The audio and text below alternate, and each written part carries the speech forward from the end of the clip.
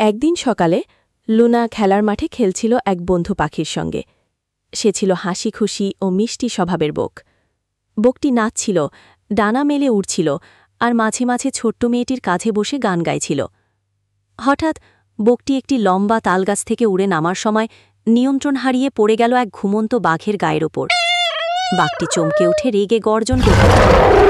ছোট্ট বকটি কাঁপতে কাঁপতে বলল, বাঘ মামা, আমাকে মারবেন না।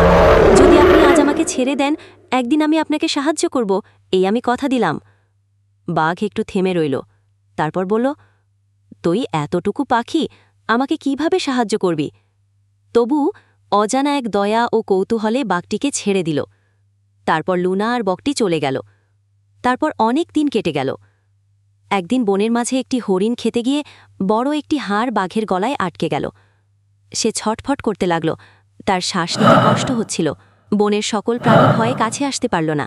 ঠিক তখনই লুনার সঙ্গে সেই বকটি উড়ে এসে বাঘের সামনে নামল। বাঘ যন্ত্রণায় গর্জাচ্ছিল। বকটি বলল, ভয় পেও না বাঘমামা, আমি বলেছিলাম না একদিন আমি তোমাকে সাহায্য করব। বকটি তার সরু ও লম্বা থোর দিয়ে ধীরে ধীরে সেই হাড়টি বাঘের গলা থেকে টেনে বের করে আনল। বাঘ স্বস্তির নিঃশ্বাস ফেলল। তুই তো সত্যিই কথা রেখেছিস।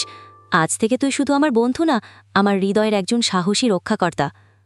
বকটি হাসল আর বলল, বন্ধু হওয়া মানে শুধু খেলা নয়, বিপদেও পাশে থাকা। তুমি আমায় ছেড়ে দিয়েছিলে, আমি তোমার পাশে এলাম। এভাবেই গড়ে উঠল এক অসাধারণ বন্ধুত্ব, লুনা, ছোট বক ও এক ভয়ঙ্কর বাঘের মাঝে, যেটা প্রমাণ করে সত্যিকারের বন্ধুত্বে ভয়, আকার, শক্তির কোনো অর্থ নেই।